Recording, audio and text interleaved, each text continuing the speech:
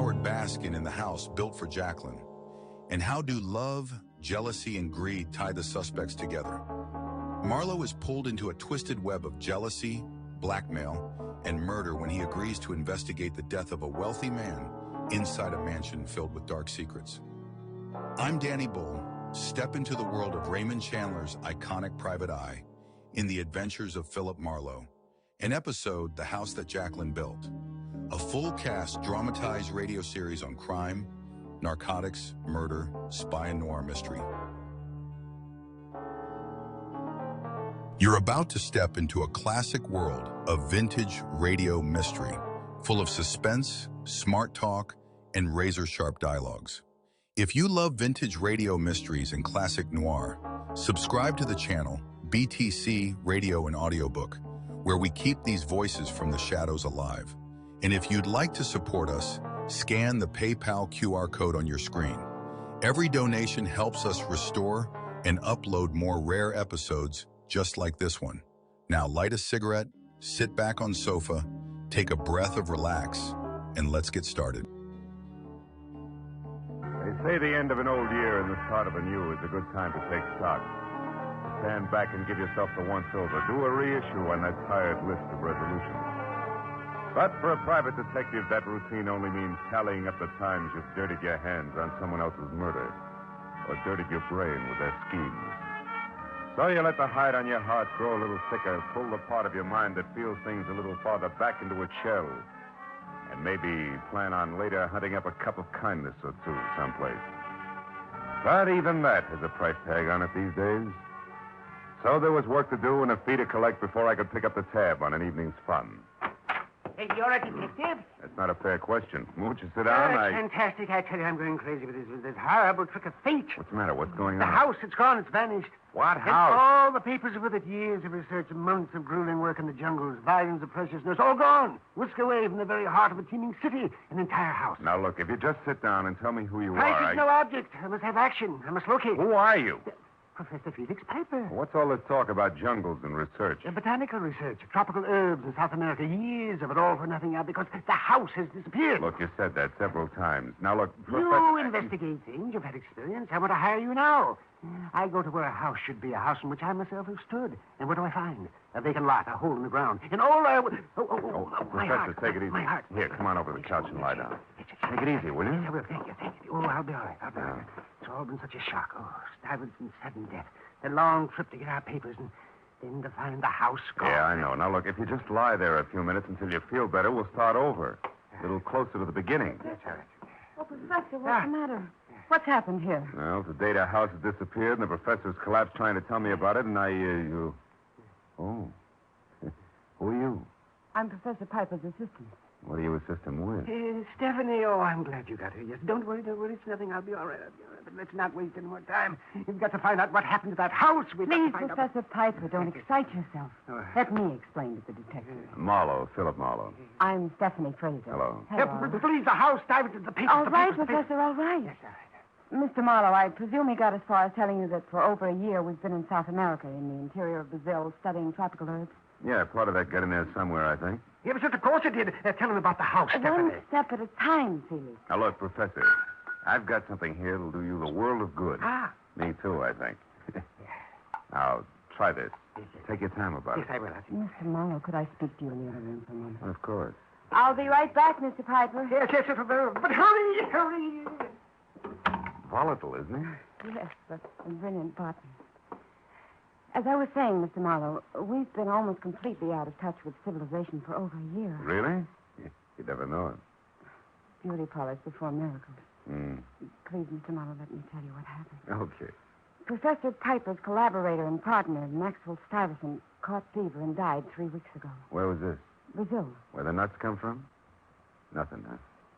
Look, Mr. Marlowe, they had worked together for years, and all their notes and papers were kept stored at Stuyvesant's place here at Los Angeles. We came here to get that material. And the house was gone. Fantastic, isn't it? Certainly is. We all thought Maxwell Stuyvesant's wife, Catherine, was living in it. She owned it. In her name? Yes.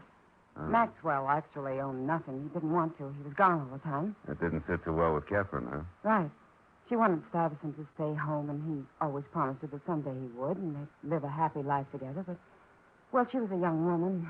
Impatient, I guess. Yeah. Where's she now? Well, one of the neighbors, an old woman, said she thought she remembered hearing that Catherine went to Nebraska. Nebraska?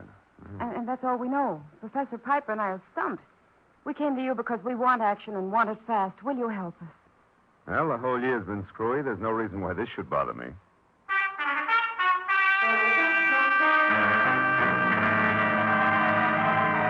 Tracking a runaway residence through the metropolitan wilds of Los Angeles didn't sound so tough. So after Stephanie gave me the address, 8840 on Orange Drive, and told me that she and the professor could be reached at Villa 3 in the Wilshire Gardens, I got in my car and drove out Orange Drive to where a house numbered 8840 should have been. I found that said house had been moved out 6 months ago, and in the middle of the night, too. But where, why, or who had done the job, nobody knew. Until I got around to a Mrs. Elma Lathrop, whose house backed the Stuyvesant place from across the alley. She blocked her front door with a waistline that said she'd never heard of Rye Crisp. Gave me an eye as warm and as sympathetic as an ice cube. Remember that? Huh. I said up to tell you I remember. Craziest thing I ever saw. Them men working all day and all night, getting that little house up on rollers and out of there.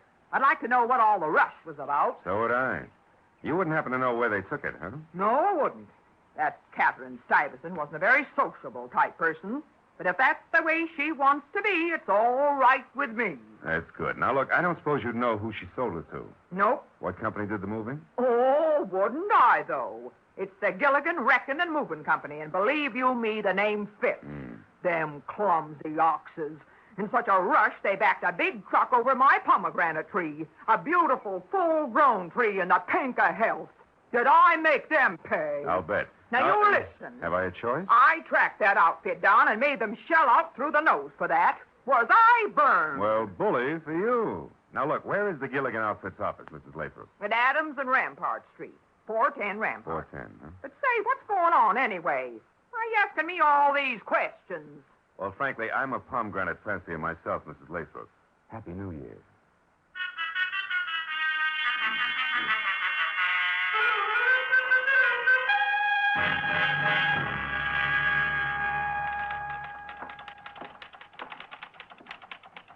Yeah? You want something? Yeah, this is 410 Rampart, isn't it? That's correct. Well, your sign outside says Blukman's Novelties. Are you one of them? Ashtrays, paperweights, bronze, Okay. silver baby Okay, shoes. honey, okay. Now, look, yeah, I'm looking for the Gilligan Wrecking and Moving Company. I was told they had this place 6 months ago. That's right. But they're out of business now. They went broke last September. Oh. Boss left town in a hurry. How do you like that? Not much. Mr. Gilligan owed everybody wages, including my boyfriend. He used to work for Mr. Gilligan. That's how we met Bat. Bat? They were moving out as we moved in. It's a small world, huh? Getting smaller all the time. Now, look, I'd like to talk to your boyfriend, Miss, Bessie. Bessie. Well, Bat lives real close to here. The Beekman Room. Oh, thanks, Bessie. What's Bat's last name? Battenschlag. Who? Battenschlag. Yeah, anybody'd know that. Well, you better just call him Bat. All right. And, tell him to drop around, will you?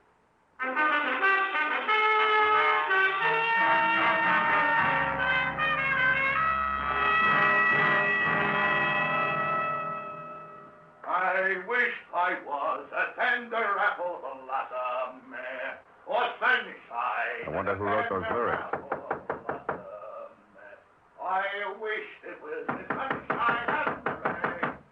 Yeah, who is it? Name's Marlowe. I want some dope on a job the Gilligan Company did, Bat. All right, just a minute. Well, how did you get to me? Bessie. By the way, she said for you to drop around. Oh, yeah? Dumb dame. Don't I every night? Come on in, buddy.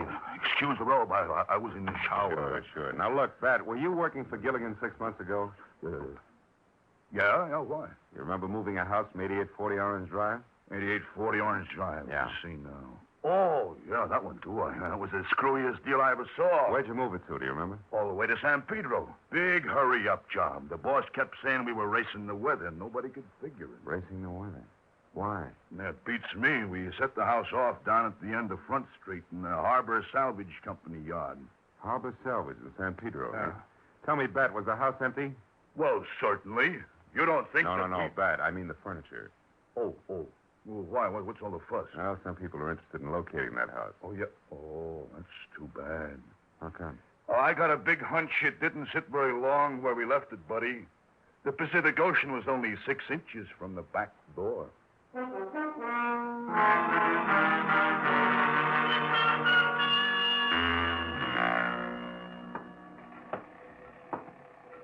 I'm Pete Nyers, mate. What's on your mind? Well, if you're the head man of Harbor Salvage Company, a house is on my mind. That's me. But I don't want any more house jobs. I did one this year, and that's plenty. 6 months ago, house delivered by Gilligan? That's it, mate. And I did a masterpiece, if I do say so myself. Sure wouldn't chance it again, though. Too shifty. Never mind your career. What happened to that house? What happened? Why, I loaded it on that old woman's barge. What old woman? As I was saying, I loaded it on that old woman's barge, battened her down, ship shape in the last 2 days of good sailing weather, and sent her out to sea. You mean that house left here on a barge? That it did, mate. Bound for the Golden Gate in the upper arm of San Francisco Bay. Oh, fine. Still a shrimp fishing town in the backwater there called Wilson. If I remember right, it's on San Pablo Bay, about 15 miles north of Berkeley. Oh, now do you mind telling me who the old woman was who owned that barge, Nyas? Not a bit. Kindly old soul she was, named Jacqueline Beatty. Went aboard with the house and waved goodbye from the front door she pulled out. All smiles, too. What's the matter, son? You look like a deckhand who's lost his sea legs.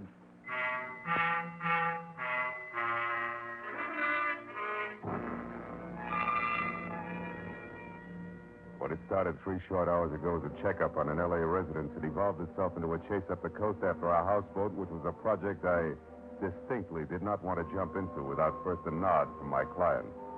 In fact, I was ready to scuttle the whole business. I found the phone and called Villa 3 at the Wilshire Gardens. Yeah, hello. Hello? Is that you, Matthews? Yeah. This is Marlowe. Oh, hiya, Phil. What can I do for you? But make it snappy, will you? I'm up to my ears. Hey, wait a minute. Phil, look, you called up here expecting someone else to answer, didn't you?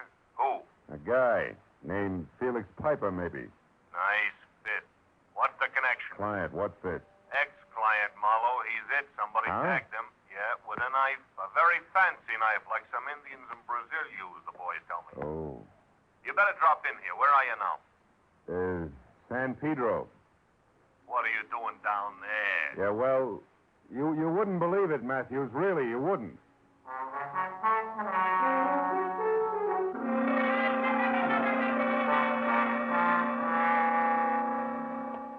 Look, Mohr. Yeah, see if we can get all of that bell up now. Okay. Oh, hello, Marlowe. Hiya, Matthews. Any progress? Too soon. Anyway, I'm counting on you for that. Come on inside, have a look. Okay. When did it happen? A couple hours ago. Mm-hmm. What was his dodge, anyway? We found a club membership card lists him as a botanist. True? Yeah, as far as I know. Spent a lot of time in research in Brazil. Where the nuts come from? Nothing. Oh. Well, there's your client, Phil. Professor Felix Piper, and somebody nailed him right between the shoulders. Hey, Matthews. Hmm? Something's awful haywire. What do you mean? That's not the man who hired me.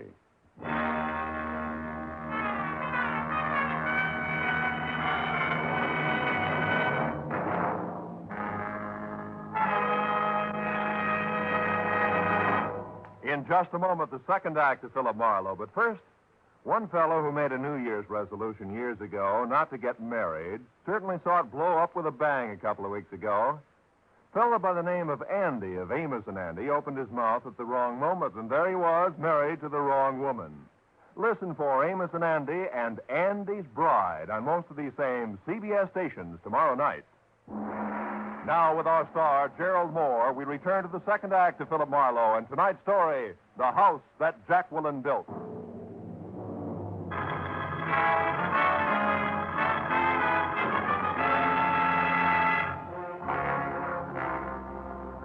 When I told Detective Lieutenant Matthews that the crumpled form at our feet identified as Felix Piper, and the Felix Piper who had hired me were not one and the same, he arched a single eyebrow slowly.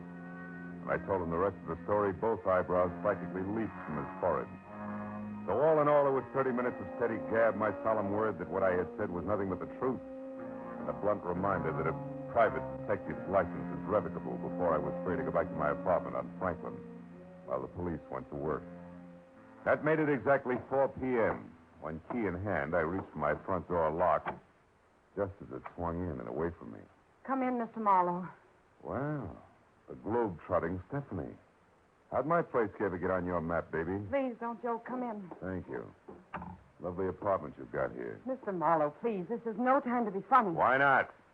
Everything else plays funny. Your lost L.A. house turns up floating on the outskirts of San Francisco. What? A screwball botanist from South America who's maybe also a killer wants a bunch of hocus-pocus Also a papers. killer. Well, what do you mean, Mr. Marlowe? Felix Piper didn't kill Corday. Corday. That's his name, huh? You get around, don't you, kid? Yes, Martin Corday. He was on the floor of my villa when I got back. That's why I came here. The janitor left me, and I thought let's not change the subject. This Corday, who is he? Or was he? Scheming, ruthless man we knew in South America. An importer. Wait a minute. An importer wants a botanist paper? Come on, baby. Tell me the truth. Mr. Marlowe, there are no papers. Oh, that's great. You mean that all this about the house is phony, make-believe? No, it's true. But no papers. Only jewels. Oh, no. Rubies, Mr. Marlowe. In a little pouch. $30,000 worth hidden in the house. Where in the house? The fireplace. Behind a brick somewhere on the right-hand side. You see, those rubies belong to Felix and that Maxwell Stuyvesant I mentioned. Now they belong to Felix alone. They were for their old age. The expression's nest egg. So they could carry on their work. Hmm. You don't believe me? No, not quite, no. And for two very valid reasons. One, why'd you lie in the first place and say it was papers? Because we didn't know if we could trust you. And now with a man dead, you have to. Is that it? No, I don't have to, but I do trust you, Mr. Marlowe. It may not be mutual, Stephanie. What do you mean? Well, if I buy all this, the jewels, Piper and Stuyvesant's unique retirement plan, Corday posing as Piper to some way cut in, there's a new hooker. Which is what? Corday's murderer. It should now be you or Felix Piper. No. Then who? Corday's partner. A swarthy-looking little man. I don't know his name. I last saw him with Corday in South America. You see, the original plan was that I come up here ahead of Felix. But he was too anxious. He couldn't wait. He followed almost at once. So? So, somehow or other, Corday and this swarthy man found out about our plans and decided that Corday should pose as Felix and as some part of their scheme And what? Well, there must have been a double cross. Corday probably trying to do away with the swarthy man, but getting done away with himself instead. Where's Felix Piper now? In a second-rate hotel on Santa Monica Boulevard. Phone number there, do you know it? Phone number? Yes, I have it right here in my purse. All right. Crestview 8 something. Yes, here. Crestview 84144. 4144. Okay, here, you talk to him, Stephanie. My nerves won't take the chatter. What should I tell him?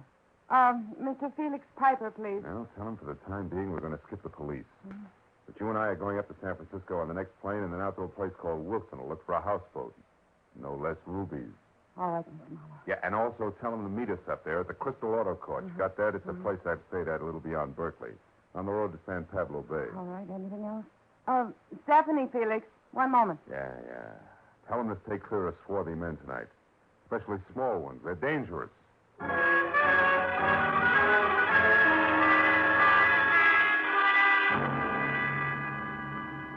It was 2 hours and 30 minutes later when Stephanie and I drove into the quiet fishing village of Wilson on San Pablo Bay that hugged the bend of the sloping shoreline like it was afraid of falling in.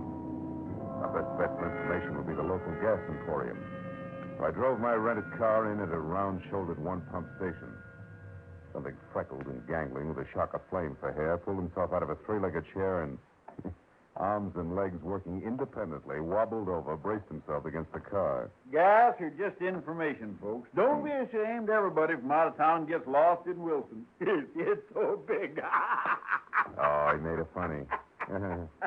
Look, if that's the case, we'll own up right away, Red. We're looking for a houseboat. Yes. Well, then you better try the water. This boy kills himself, doesn't he? Look, Red, we're in a hurry. This houseboat belonged to a lady named Jacqueline Beatty. No more jokes, huh? Yeah, don't worry. There's nothing funny about that. Screwy old widow. Believe me, she's sad. Sad? Why? Well, about 6 months ago, she took every cent she had, went down to L.A., bought a house, and bought a barge, and put them both together and come back here. To do what? To sit. To do nothing. All day and all night long. She never leaves. You know why? Nope. Neither does nobody else. except that her husband was an artist, painted sea pictures, so she liked it around the water. But she's nuts, I tell you. Acts like the place is, well, acts like it's made of gold. Gold? Now, look, Red, tell me, how do I get there? We're reporters from L.A. doing a story on her place. Oh, newspaper people, huh? Yeah, reporters usually are, boy. Well, that's different. Smart, Ellie. It's 1 block straight ahead, then right, and down to the bay. Thanks, Red. Happy New Year. Yeah, sure is.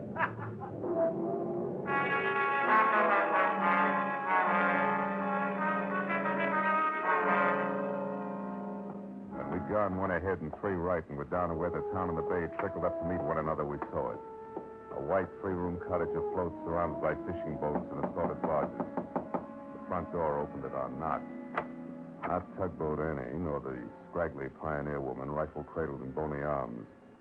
Just anybody's grandmother, and under a white lace shawl at that. Yes, sir. Can I help you? Well, yeah, I believe so. You're Mrs. Beatty, huh? That's right. Mrs. Jacqueline Beatty. Oh, well, I'm Philip Marlowe, Mrs. Beatty. This is Miss Stephanie Fraser. How do you do? We're reporters from L.A. Reported? We were going through Wilson here when we heard about your houseboat and how you brought it all the way up from Los Angeles. You had a particular reason for wanting this house, Mrs. Beatty? Oh, my, yes. What was that? Well, that's a long, long story, my boy. I see. Well, tell me, Mrs. Beatty, the house is exactly as it was in Los Angeles, huh? Oh, to a T, Mr. Marlowe. Would you like to see it? Oh, yes, we'd love to. Fine. Then, shall we say lunch tomorrow? Well, Mrs. Beatty, we're on our way back to Los Angeles now tonight. Oh, that's too bad. Yeah. But, well, you see, I'd simply have to tidy up some before company. Well, perhaps another time. Well, I think lunch tomorrow will be splendid, Mrs. Beatty. Of course. Good, good. Then until midday tomorrow, we'll have a buffet for the 3 of us in front of the fireplace. Good night, Miss Fraser. Good night. Mr. Marlowe. Good night, Mrs. Beatty. Well, is it just a sweet old lady? I don't know. But when will we? I'll learn about midday tomorrow. Come on, let's get back to the Crystal Auto Cart and your boss. Felix Piper out and alone is a combination that worries me plenty.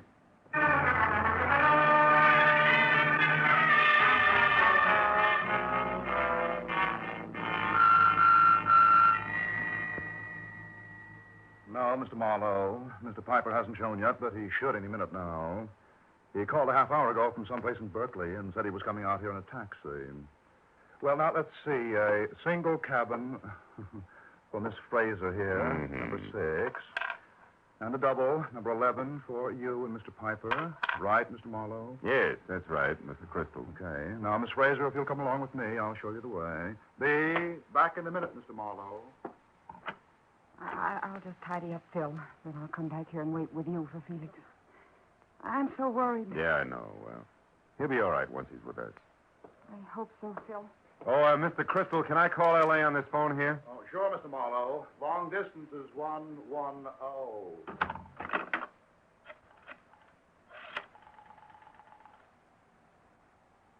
Operator. Yeah, I want to call a Los Angeles person-to-person here. Party I want is Detective Lieutenant...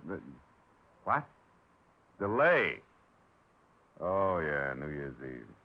Well, look, honey, I'd like to put the call through anyway. Never mind. Marlowe, help! Over here! Here's the big tree! He got away, Mr. Marlowe. And he killed her. It was a man. Get hold of yourself, Crystal. What'd he look like? Crystal! Take it easy, fella. Hold on tight. Did you see him? Was he small, swarthy? I'm not sure, Mr. Think, Marlowe. Crystal, think. What'd he look like? Well, he was kind of short and maybe swarthy. It was all so fast, I couldn't tell. All right. Come on away from her. We'll go back to your office. Now, listen to me carefully. You phone the police. I'm going to a houseboat on the San Pablo Bay where I think we'll find a small, swarthy man. We'll push a nice old lady around without batting an eye. But why? About $30,000 worth of rubies.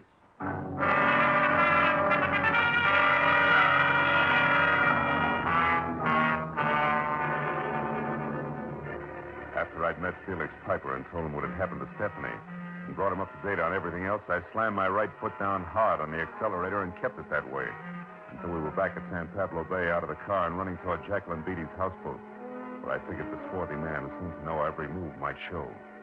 The There I was wrong, because Jacqueline was all alone, safe and sound, and surprised. Why, Mr. Marlowe, you weren't expected till midday tomorrow. And that girl, isn't But she? she won't be with us, I'm afraid, Mrs. Beatty. By the way, we're not reporters, Mrs. Beatty. The lady in question is dead. And so is another man.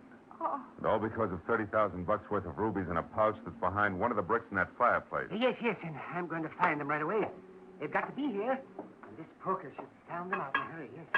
What's that you? Mrs. Beatty. We've been too long. The news of these rubies doesn't seem to surprise you. Hey. What is it, Mr. Marlowe? A hunch, Mrs. Beatty. Get out of the way. A gun. Yeah. For a man named Corday. What is it, Marlowe? What did you say? Corday.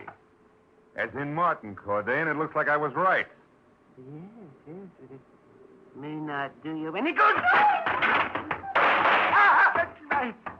My shoulder. Oh, Mr. Marlowe, is he going to die? Not until the state gets its hands on him. You see, Mrs. Beatty, he's killed twice tonight, right, Corday? Come on, if you want an ambulance, talk. Yeah, they had it coming, all of them. Stuyvesant was double-crossed by Piper on his deathbed. Stuyvesant wanted the rubies to go to his wife, Catherine. What? Hold it, Mrs. Beatty. Go on, Corday. The real Piper was a crook, huh? Decided to get the jewels himself. Is that it? Yes, but he was also dumb. No. Stephanie, his secretary, crossed him for a pretty deal with me. It was all her idea. Going to you for help with me, posing as Piper. Oh. Go on. Oh, Mr. Marlowe. Go on, Corday. Yes, and Stephanie decided to double-cross me. After you stabbed the real Piper because he got up to L.A. in your villa sooner than expected, huh? Yes, but she couldn't cross me. I was following her all the time. She didn't phone you from my place? No. I was outside your door then, and she was talking to a number she made up. You're lucky you handed her the phone when you did. If you hadn't, she would have shot you. It was all lies. It was lies. The swarthy man included. There isn't one. Mr. Marlowe, he's... Just unconscious, Mrs. Beatty. I'll get an ambulance. Yes, hurry.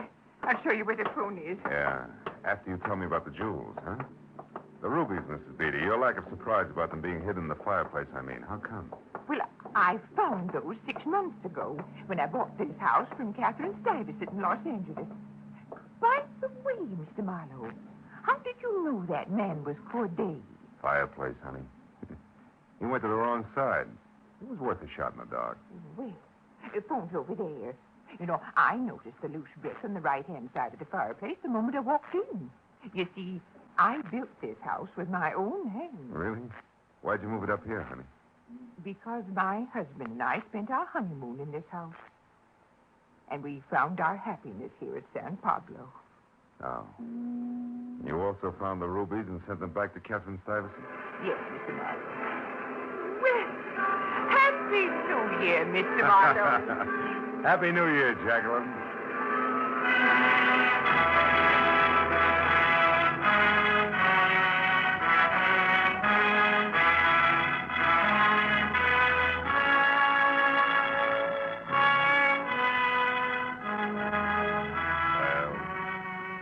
By the time I'd said goodbye to Jacqueline and walked outside, the first sun of 1950 was glinting across the waters of the bay.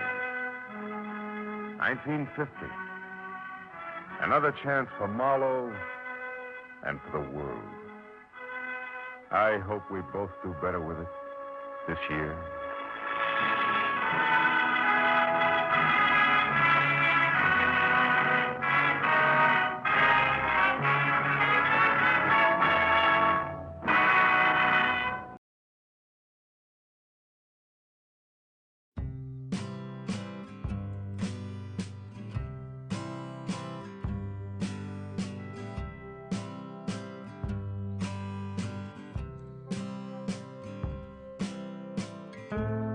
Throughout the week, BTC Radio and Audiobook Channel brings you the best adventure mystery dramas on the air. So hear action-packed, fast-moving plots to hold your interest right up to the smashing climax on such thrilling programs as Big Town, Mr. District Attorney, The Big Story, and Dragnet, every week on most of this BTC Radio and Audiobook Channel. On Dragnet, you'll hear the documented cases from the Los Angeles police files. The Big Story brings you 2 tales from the front pages of America's newspapers. Mr. District Attorney, the champion of the people, takes you through an exciting episode in the conviction of a criminal. We have series of Philip Marlowe, Pat Novick, Boston Blackie, Nick Carter, and many more. So stay tuned. Do not forget to subscribe to our channel and press the like button. For daily update, click the bell icon for our latest post and new episode uploads. Please not forget to share with your friends and family. And if you'd like to support us, scan the PayPal QR code on your screen. Every donation helps us restore and upload more rare episodes just like this one.